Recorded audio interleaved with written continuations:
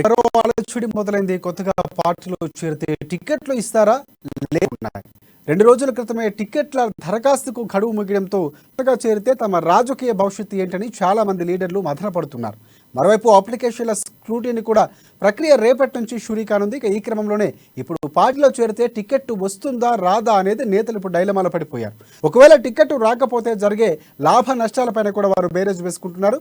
రానున్న ఎన్నికల్లో పోటీ చేసే ఆశావాహుల నుంచి కాంగ్రెస్ ఈ నెల 18 నుంచి 25 వరకు అప్లికేషన్లు స్వీకరించింది. ఇక 119 అసెంబ్లీ సెగ్మెంట్లకు గాను దాదాపుగా 1000కు పైగానే దరఖాస్తులు వచ్చాయి. కొన్ని నియోజకవర్గాలకు సగటున 10 నుంచి 20 అప్లికేషన్లు వచ్చాయి. ఇక ఈ పరిస్థితుల్లో పాతోళ్లను కాదని కొత్తోళ్లకు అవకాశం ఇస్తారనే చర్చ ఇప్పుడు రాజకీయ వర్గాల్లో జరుగుతోంది.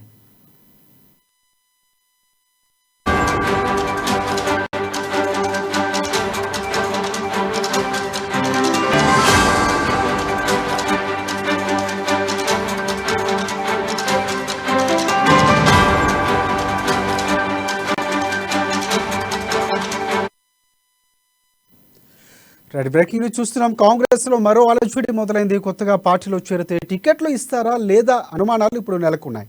2 రోజుల క్రితమే టికెట్ల దరఖాస్తులకు గడువు ముగియడంతో పార్టీలో కొత్తగా చేరితే తమ రాజకీయ భవిష్యత్తు ఏంటని చాలా మంది లీడర్లు మదనపడుతున్నారు. మరోవైపు అప్లికేషన్ల స్క్రూటీని ప్రక్రియ రేపటి నుంచి షురూ కానుంది. ఈ క్రమంలోనే ఇప్పుడు పార్టీలో చేరితే టికెట్ వస్తుందా రాదా అని నేతలు పడిపోయారు. ఒకవేళ టికెట్ రాకపోతే జరిగే లాభ నష్టాలపైన కూడా వేసుకుంటున్నారు. రానున్న ఎన్నికల్లో పోటీ చేసే ఆశావాహుల నుంచి కాంగ్రెస్ ఈ నెల 18 వరకు అప్లికేషన్లను స్వీకరించింది.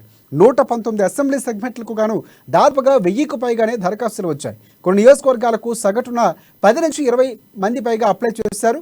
ఇక ఈ పరిస్థితుల్లో పాతోళ్లను కాదని కొత్తోళ్లకు అవకాశం ఇస్తారా అనే చర్చ ఇప్పుడు రాజకీయ వర్గాల్లో జరుగుతోంది.